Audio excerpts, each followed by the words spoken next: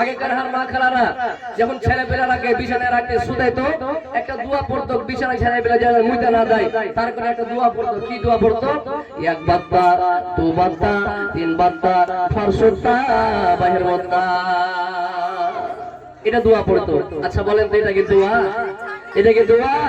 সুবহানাল্লাহ।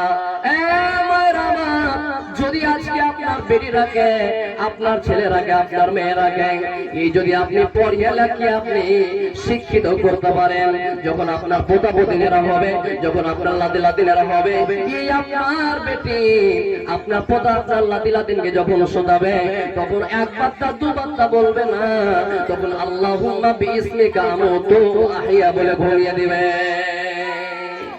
সুতার দোয়া কি এটাই না? আল্লাহুম্মা বিইসমিকা আমুতু আহিয়া। দিদিরা আমার তোমাদেরকে বলছি, যখন নিজের সন্তানকে বিছানায় যখন ঘুমিয়ে দিতে যাবে, ওই শিশু বাচ্চা ছেলে তো দোয়া বলতে পারবে না, ওই বাচ্চা ছেলে তো দোয়া বলতে পারবে না। যখন তুমি তোমার ছেলেটাকে ঘুমিয়ে দিবে, যখন শুতিয়ে দিবে, ছেলের তরফ থেকে তুমি আল্লাহুম্মা বিইসমিকা আমুতু আহিয়া বলে তুমি ছেলেটাকে শুতিয়ে দিবে। ওই ছেলে তো বলতে পারবে না, ছেলের তরফ থেকে মাকে বলতে হবে আল্লাহুম্মা বিইসমিকা আমুতু। কি বলছেন আমিরুল মুমিনিন? আমি এই লেগে আমি আর বাপ মাকে মাইরেছি, যখন আমি ভুসরাতে যাইতো তো দেখতাম যে ভুসে ভুসে যখন লড়াই লাগে যেত, তখন ওই ভুসের পিঠে এক লাঠি, এই ভুসের পিঠে এক লাঠি, যেমনি মাত্র লড়াই ছুটে যেত। একদিন আর মাকে আর আব্বাকে দেখছি দুই জনে কাজিয়া করছে, খুব চিল্লাচিল্লি করছে। তো আমি আর মাকে এক লাঠি মেরেছি আর বাপকে এক লাঠি মেরেছি, ঝগড়া ছুটে গেছে। তো দেখেন, শিক্ষা না থাকার কারণে, জ্ঞান না থাকার কারণে আপনারা জেনে রাখেন, একটা পুরুষ মানুষ যদি শিক্ষিত হয়, একটা পুরুষ মানুষ যদি শিক্ষা অর্জন করে একটা শিক্ষিত হয়, একটা লোক শিক্ষিত হলো।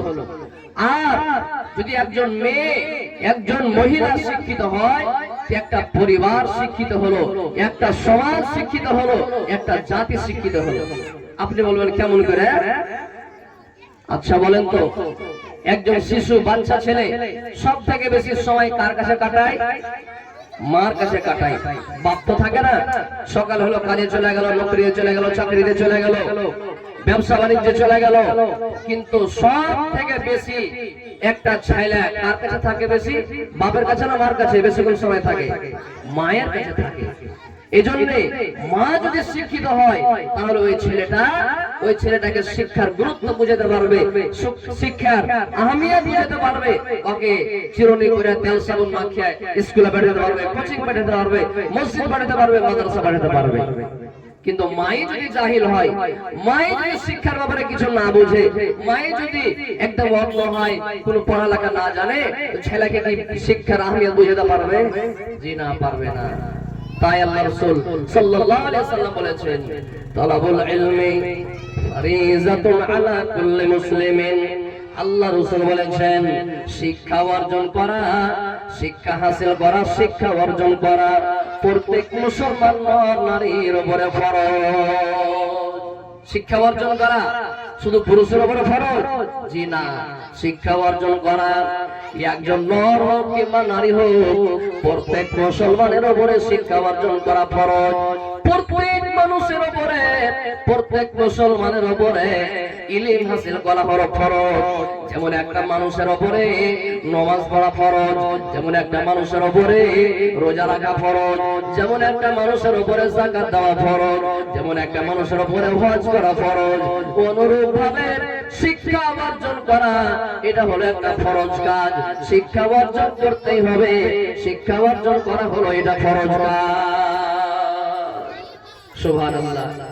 এবার আপনাকে বলছি, আল্লাহ রাসূল বলেছেন সব থেকে উত্তম মানুষকে, আল্লাহ রাসূল বলেছেন খায়রুকুম মান তাআল্লামাল কুরআন ওয়া আল্লামাহু। আল্লাহ রাসূল বলেছেন তোমাদের মধ্যে সবচাইতে উত্তম, সবচাইতে ভালো ওই মানুষটা, ওই লোকটা, ওই পুরুষটা, ওই নারীটা, যে নারীটা, যে পুরুষটা, যে লোকটা শিক্ষা অর্জন করলো আর অন্য অপরজনকে শিক্ষা দান করলো, ওই লোকটা হলো তোমাদের মধ্যে সবচাইতে মূল্যবান, তোমাদের মধ্যে সবচাইতে উত্তম। যে লোকটা কোরআনের শিক্ষা অর্জন করলো, যে মানুষটা কোরআনের শিক্ষা হাসিল করলো ওই লোকটা সবচাইতে উত্তম। একটা মানুষ নামাজ পড়লে একটা নেকির কাজ করলে খুব বড় নেকির কাজ, কিন্তু এখনো লোকটা সবচাইতে ভালো হতে পারেনি। একটা লোক 4 লক্ষ 5 লক্ষ টাকা খরচ করে হজ করে এলো, লোকটা খুব বড় একটা নেকির কাজ করলো, কিন্তু এখনো সবচাইতে ভালো মানুষ হতে পারেনি। একটা লোক 1 মাস ধরে রোজা রাখলো, না খেয়ে থাকলো, লোকটা অনেক বড় একটা নেকির কাজ করলো, কিন্তু এখনো সবচাইতে ভালো মানুষ হতে পারেনি, সবচাইতে দামি কাজ করতে পারেনি। তাহলে সবচাইতে দামি কাজ কি, সবচাইতে ভালো কাজ কি?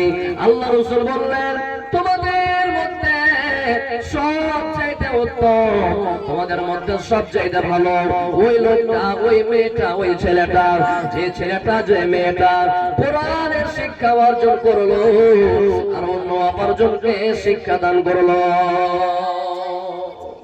সুবহানাল্লাহ। আজকাল যে ছেলেপেলে মা বাপকে দেখে না, তার কারণ কি? বেশিরভাগই কারণ ওই ছেলেদের হক আদায় করেনি মা বাপ, ওই ছেলেটাকে শিক্ষা দেয়নি। এই জন্য যে ওই লোকটা নিজের বাড়িতে ভালো একটা স্ত্রী আনতে পারেনি, নেককার দিনদার শিক্ষিতা মেয়ে আনতে পারেনি, যার কারণে নিজের ছেলেটাকে শিক্ষা দান করতে পারেনি। তখন এই ছেলেরা বড় হয়ে মা বাপকে দেখে না। হচ্ছে কি হয় না? হযরত ওমর রাদিয়াল্লাহু তাআলা আনহুর যুগে একটা লোক নিজের বেটার শিকায়ত নিয়ে চলে গেছে। একটা লোক নিজের বেটার শিকায়ত নিয়ে চলে গেছে, গিয়ে বলছে আমিরুল মুমিনিন আমার বেটা আমাকে মেরেছে। কে বলছে?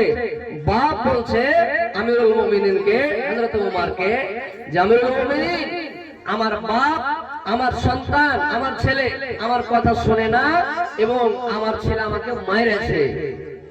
ছেলেকে মেরেছে, বাপকে তখন শিকায়ত লেগেছে কার কাছে? দেশের রাজার কাছে। আমিরুল মুমিনিন বললেন যা তুমি তোমার বেটাকে ডেকে নিয়ে এসো। তার বেটাকে ডেকে নিয়ে হাজির করা হলো।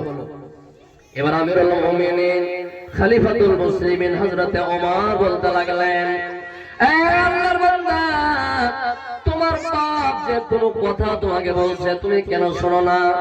তোমার বাপ তোমাকে কোনো কথা বলছে তুমি কেন শোনো না? তোমার বাপের কথাকে তুমি কেন মানো না? আর তুমি তোমার বাপকে কেন তুমি মেরেছ?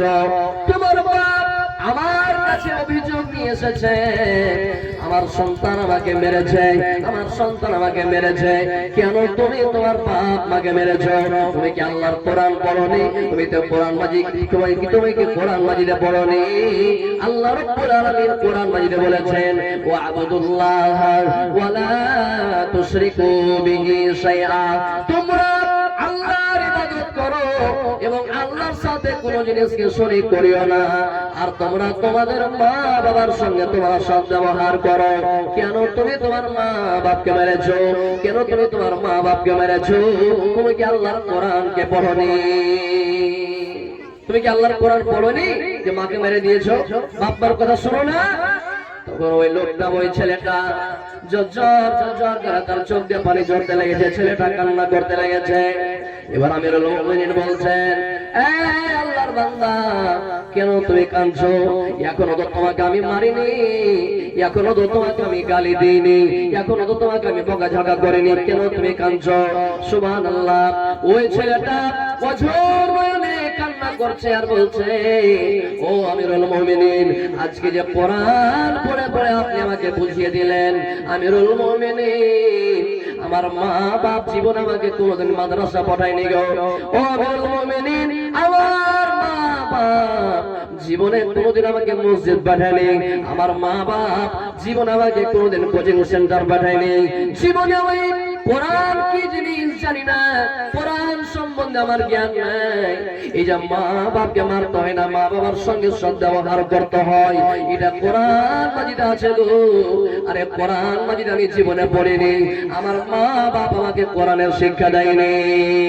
এবার আমিরুল মুমিনিন, ওরে সুবহানাল্লাহ, ওই লোকটাকে বলছেন, এই আল্লাহর বান্দা, তুমি আগে তোমার ছেলেকে কুহাবা সাপের মতো দংশন করেছো, কামড় দিয়ে দিয়েছো, তুমি তোমার বেটার হক আদায় করোনি, তোমার উপরে হক ছিল এটা যে তুমি তোমার বেটাকে কোরআনের শিক্ষা দিতে, কোরআনের তালিম দিতে, কিন্তু তুমি তোমার বেটাকে কোরআনের শিক্ষা দাওনি, তুমি তোমার বেটাকে কোরআনের তালিম দাওনি।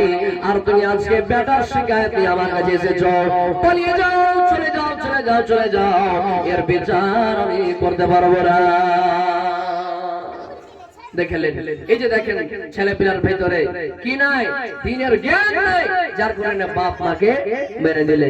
এই ছেলেটা ভুষ চড়াইতো, ছাগল চড়াইতো, ভুষ চড়াইতো। এই ছেলেটা আমিরুল মুমিনকে বলছেন, আমিরুল মুমিনিন, আমি এ লেগে আমি আর বাপ মাকে মেরেছি। যখন আমি ভুষ চড়াতে যাইতো তো দেখতাম যে ভুষে ভুষে যখন লড়াই লেগে যেত, তখন ওই ভুষের পিঠে এক লাঠি, এই ভুষের পিঠে এক লাঠি, যেমনি মাধ্যম লড়াই ছুটে যেত। একদিন আর মাকে আর আব্বাকে দেখছি দুজন মিলে কাজিয়া করছে, খুব চিল্লাচিল্লি করছে। তো আমি আর মাকে এক লাঠি মেরেছি, আর বাপকে এক লাঠি মেরেছি, ঝগড়া ছুটে গেছে। তো দেখেন, শিক্ষা না থাকার কারণে, জ্ঞান না থাকার কারণে আগেকার হার মা খালারা যখন ছেলে পেলারাকে বিছানায় রাখতে শুধাইতো, একটা দোয়া পড়তো, বিছানায় ছেলে পেলা যেন মুইতে না দেয়, তার করে একটা দোয়া পড়তো। কি দোয়া পড়তো? এক বাত্তা, দু বাত্তা, তিন বাত্তা, ফারসুত্তা, বাহির বাত্তা, এটা দোয়া পড়তো। আচ্ছা বলেন তো, এটা কি দোয়া? এটা কি দোয়া? সুবহানাল্লাহ।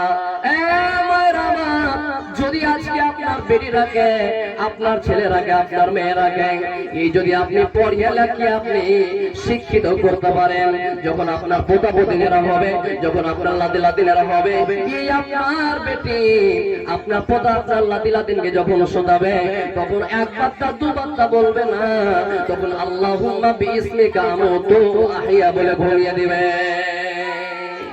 সুতার দোয়া কি এটাই না? আল্লাহুম্মা বিইসমিকা আমুতু আহইয়া। দিদিরা আমার, তোমাদেরকে বলছি, যখন নিজের সন্তানকে বিছানায় যখন ঘুমিয়ে দিতে যাবে, ওই শিশু বাচ্চা ছেলে তো দোয়া বলতে পারবে না, ওই বাচ্চা ছেলে তো দোয়া বলতে পারবে না।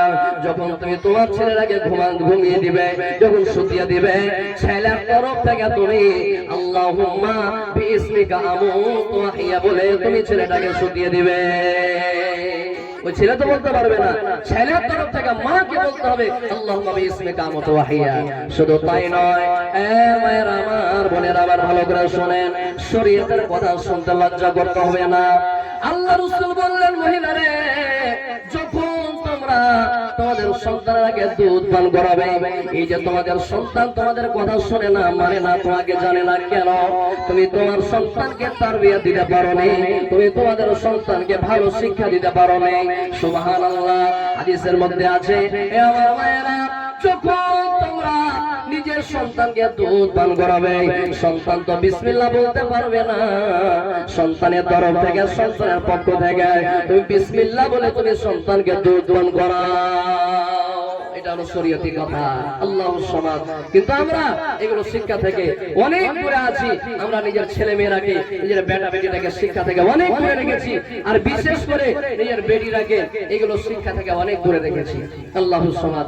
নবীর যুগেকার মহিলাদের শিক্ষার কত আগ্রহী ছিল, তারা ইলম শিখার কত তাদের ভিতরে মনে তামান্না ছিল, মনে কত আগ্রহী ছিল। আল্লাহুস সামাদ। আল্লাহ রাসূলের কাছে কিছু মহিলা আল্লাহ রাসূলের কাছে এসে শিকায়েত করছেন, অভিযোগ জানাইছেন। কি অভিযোগ জানাইছেন? আল্লাহ রাসূলকে বললেন, ইয়া রাসূলুল্লাহ, আয় আল্লাহ পাকের রাসূল, ও দয়ার নবীজি, পুরুষেরা আপনার কাছে থাকে, পুরুষেরা আপনার ওয়াজ মাহফিলে বসে, পুরুষেরা আপনার সঙ্গে ঘোরাফেরা করে, পুরুষেরা তো অনেক অনেক শিক্ষা অর্জন করে নাই। আমরা মহিলা মানুষ, আমরা মেয়ে মানুষ, আমরা শিক্ষার দিকে অনেক পিছনে চলে যাচ্ছি।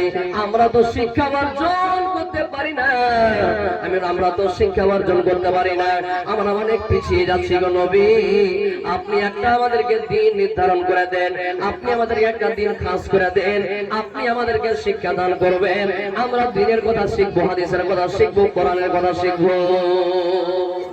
সুবহানাল্লাহ।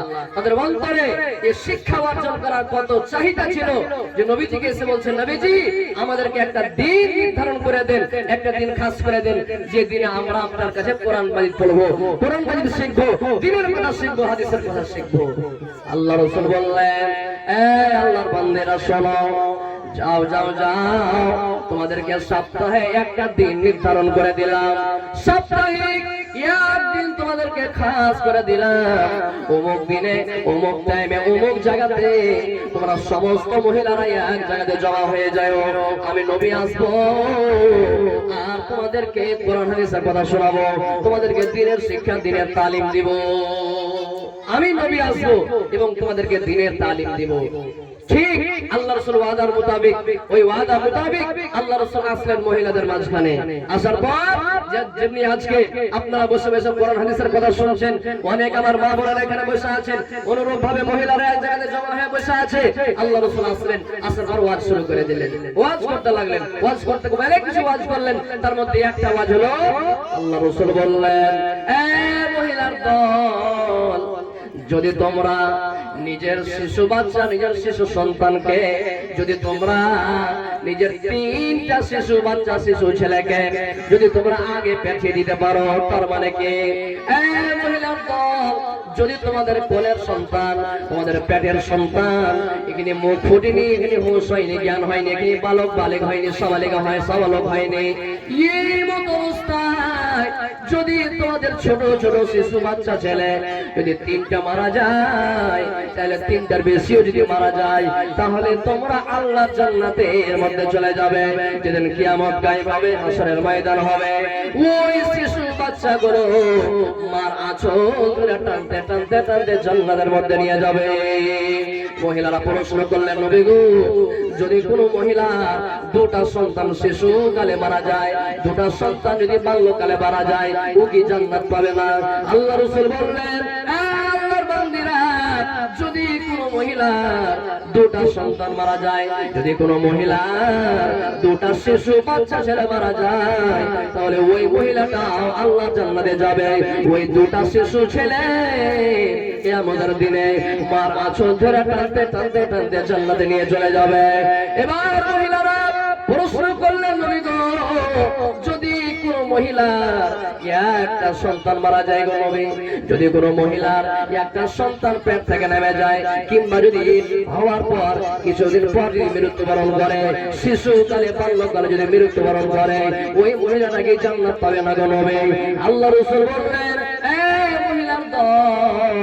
যেদিন কিয়ামত কায়েম হবে, হাশরের ময়দান হবে, যার একটা বাচ্চা মরেছিল, ওই বাচ্চাটাও কিয়ামতের দিন আসবে, আর মার আঁচল ধরে টানতে টানতে টানতে জান্নাতে নিয়ে চলে যাবে। তাহলে হাদিস থেকে কি বুঝতে পারলাম? যে যদি সন্তান মারা যায়, শিশু বাচ্চা ছোট্ট ছেলে মারা যায়, আর যদি আপনি সবর করতে পারেন, ধৈর্য ধারণ করতে পারেন, এই শিশু সন্তান বাচ্চা ছেলে কিয়ামতের দিন আপনার আঁচল ধরে টানতে টানতে টানতে আপনাকে জান্নাতে নিয়ে চলে যাবে। আর 2 মিনিটে আরেকটা হাদিস আপনাদেরকে শোনাচ্ছি। সুবহানাল্লাহ, একটা গল্প করিও না, চিল্লাইও না। হযরত আয়েশা রাদিয়াল্লাহু তাআলা কে ছিলেন? হযরত আয়েশা কে ছিলেন? আয়েশা কে ছিলেন? জি, নবীর স্ত্রী ছিলেন না? সুবহানাল্লাহ। হযরত আয়েশা কত জ্ঞানী মহিলা ছিলেন, হযরত আয়েশা কত শিক্ষিতা মহিলা ছিলেন, আল্লাহুস সামাদ। হাদিসের মধ্যে এসেছে হযরত আয়েশা এত জ্ঞানী মহিলা ছিলেন, ওরে সুবহানাল্লাহ, এত জ্ঞানী মহিলা, এত শিক্ষিত মহিলা ছিলেন যে সাহাবায়ে কেরাম, বড় বড় বড় বড় সাহাবায়ে কেরাম যখন কোনো হাদিস বুঝতে পারতেন না, বড় বড় সাহাবায়ে কেরাম যখন মাসলা মাসাইলের দরকার পড়তো, সুবহানাল্লাহ, মা আয়েশার কাছে এসে ওই মাসলা মাসাইল জানতেন। শুধু তাই নয়, হযরত আয়েশা 2200 থেকে অধিক হাদিস বর্ণনা করেছেন। ওরে সুবহানাল্লাহ, এই আমার মায়েরা, এই আমার বোনেরা, আজকে যদি একটা হাদিস আপনি মুখস্থ করেন, একটা হাদিস মুখস্থ করতে 2 ঘন্টা 3 ঘন্টা 5 ঘন্টা সময় লেগে যায়। সুবহানাল্লাহ, হযরত আয়েশা কত ব্রেনিয়ান ছিলেন, তার ব্রেন কত চোখা ছিল। হযরত আয়েশা কত জ্ঞানী মহিলা ছিলেন, কত জ্ঞানী মহিলা ছিলেন। সুবহানাল্লাহ, 2200 থেকে অধিক হাদিস উনি বর্ণনা করেছেন।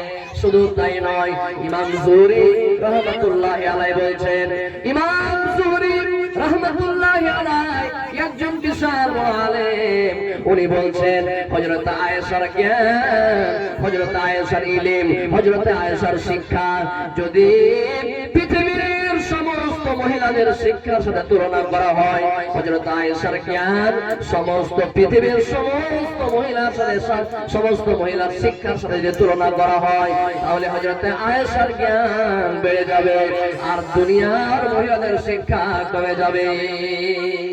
এত জ্ঞানী মহিলা ছিলেন।